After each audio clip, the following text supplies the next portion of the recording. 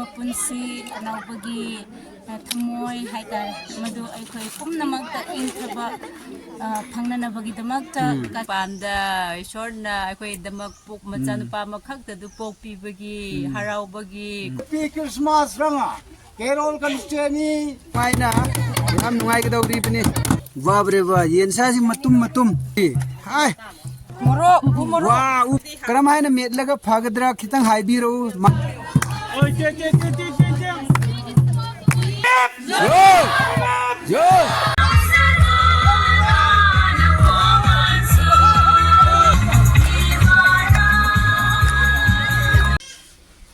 Hello friends, hi Marupsa. I giving M Neri Aimol. I gi channel na M Neri vlog. Ngasi yamna phajaba vlog ama semjarak ke haibadi ngasi aikhoi Aimol Chingnu Hut Church ki Carol chat ka dauri. Ngasi Carol chat ka dauri si yam nungai ka dauri aikhoi khun mayam pakhang ahan laisabi mau adu aikhoi pastor staff makhai ga chatmin na ga dauri bani adu aikhoi jumung su chatnangai thaurang tawra bani asom da laijare aikhoi gi aigi nupi si jan ni khara makhon chaw hallo ha makhon su pi ne hi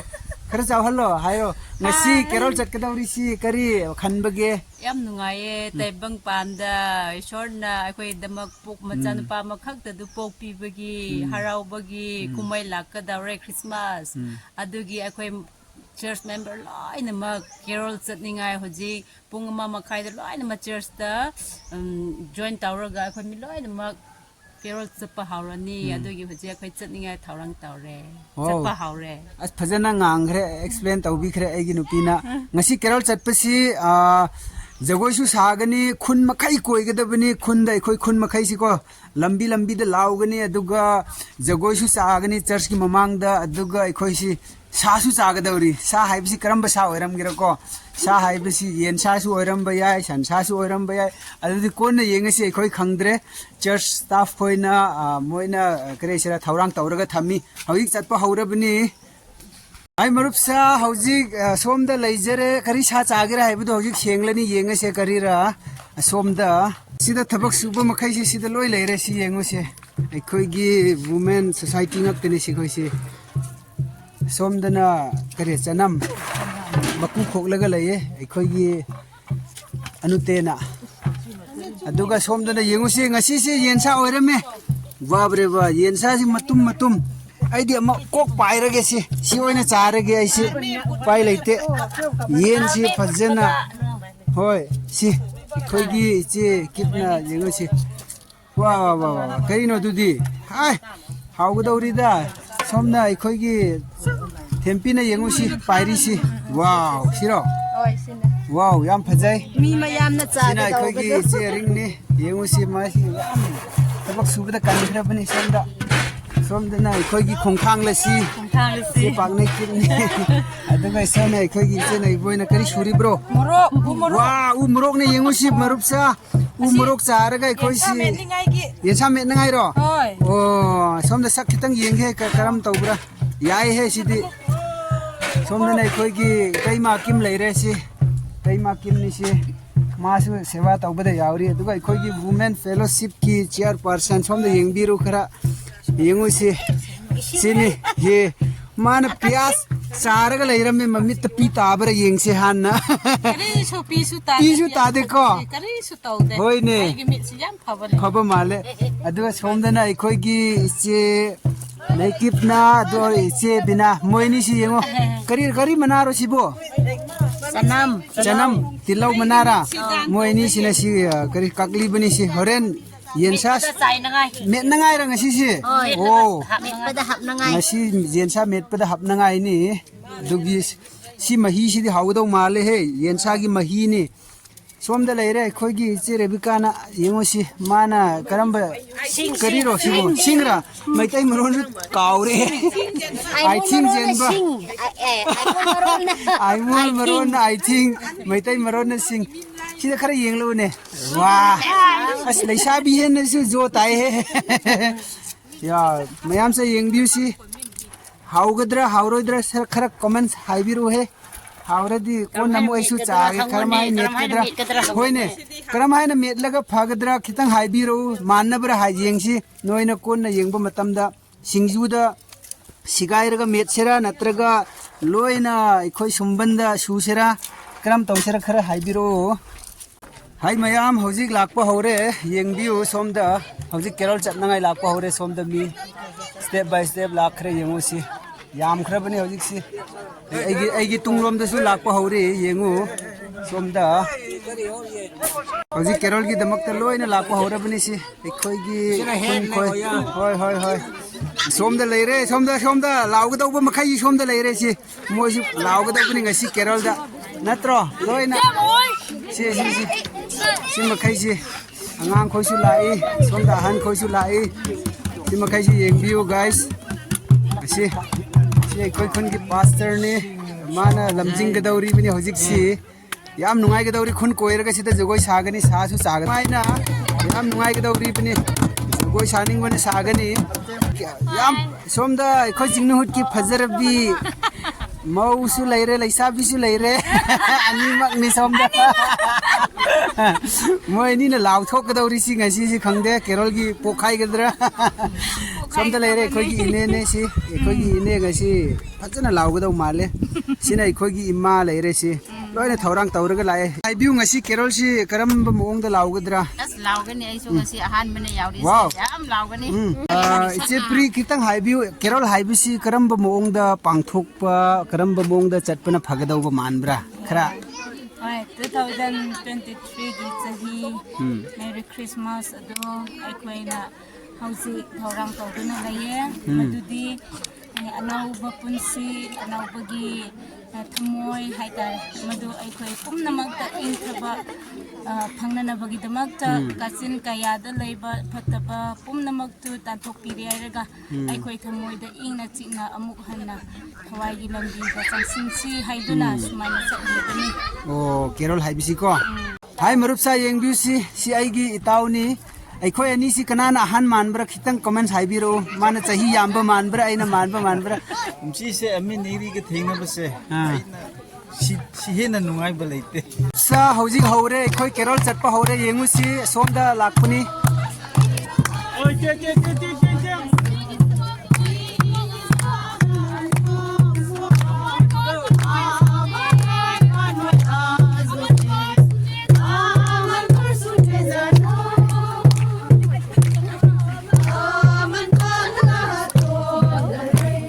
akor laikai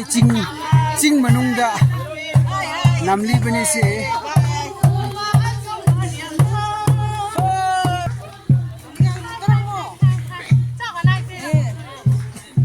saman bagi jacket su lok thokre jacket paira bani hojik si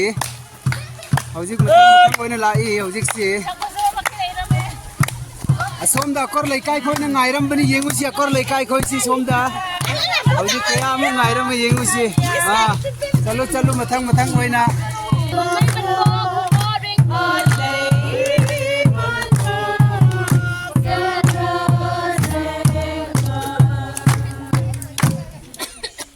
kumsom kriya changna Merry Christmas singhut beru so member meeting ki taksunga lungil ugda ya hawa bursa bebep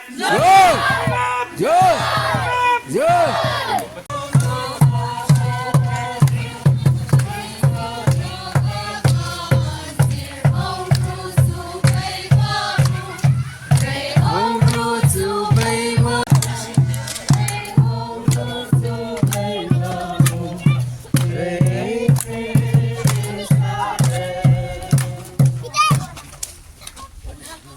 kumsom kriya tungna aimol singhut baptiser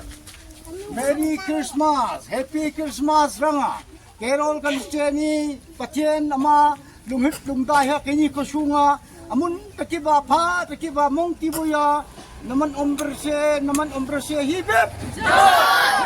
yo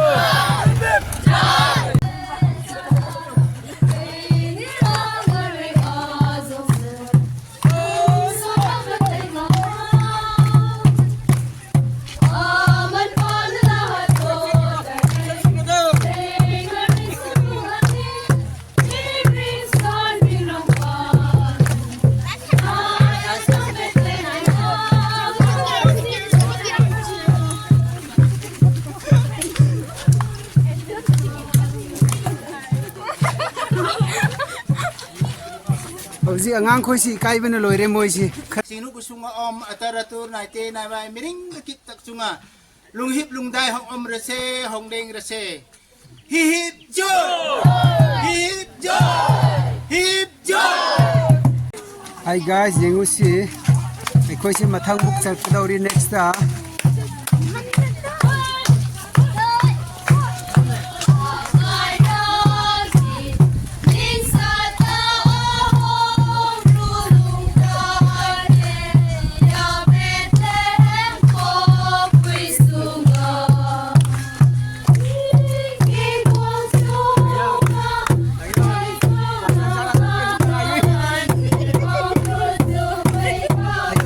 pung phajana jai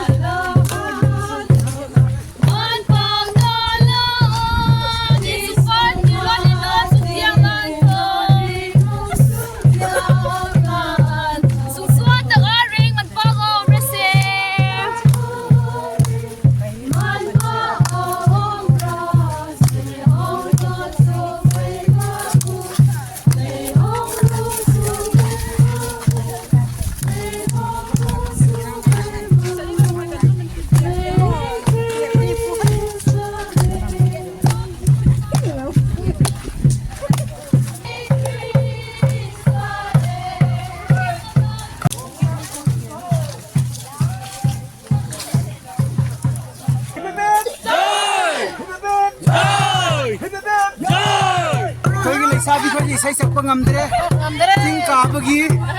ting kya ba ngambra jam ngamli bini si agi nupi si sig daure agi jan si yadre sor tat pe daure haye anda kerol si kayam tau bro ayo am ngaye ba next year susmana mo ka line na to oh good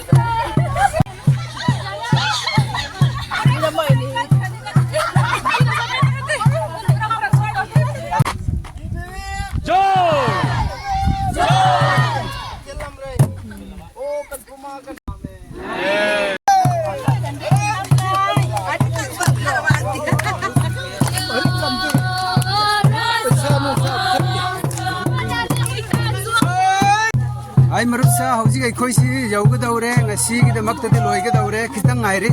hauji church lom da hauji chatpa hore Lung hip lung dai om rese hip hip hip joy hip hip hip joy hip hip hip joy. el nuna lising ani mathang gi da makta commitment piri ma hauji commitment lo ba hore paisa kya kya pi gira hai do yengu si hi guys jeng di hauji jawai sa ba hore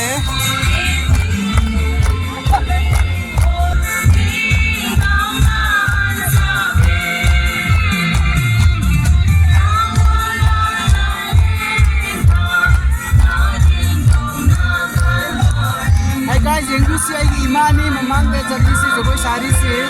maning sira ai ine ni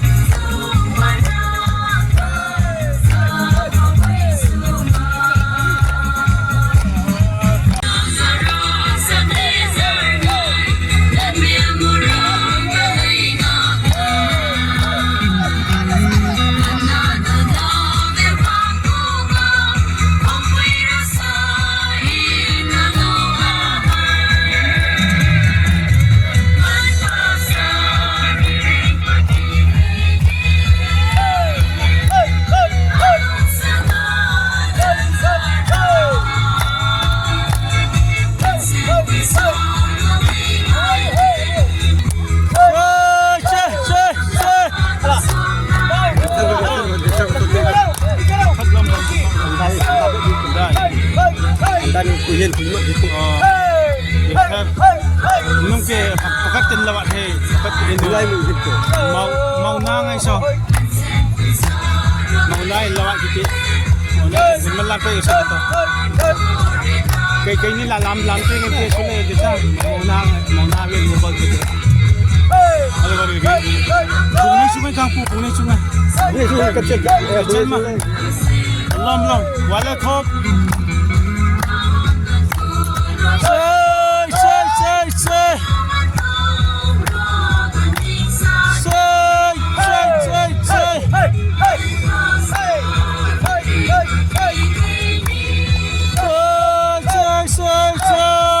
ôi hey làm rồi hey cần đinh lại cần tâm lại cần tâm lại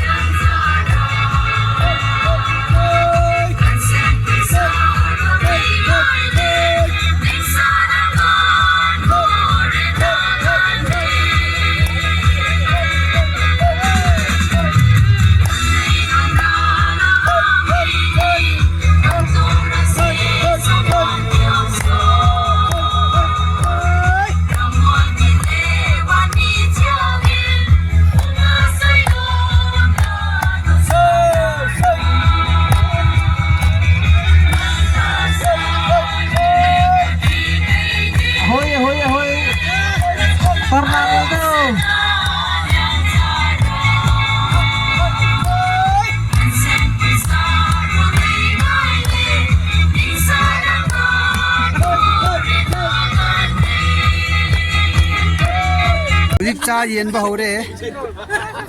Jagoi साब लोरे हजिक चा येन बहरे चा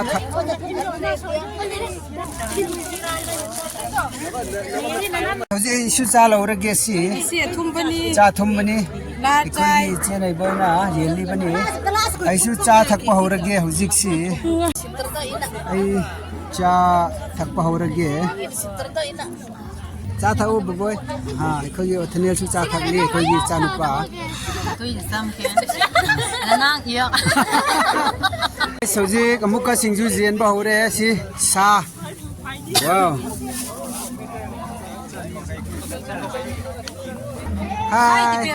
Hai tira na yal thang pet ko. Hai marup sa ngasi gi Carol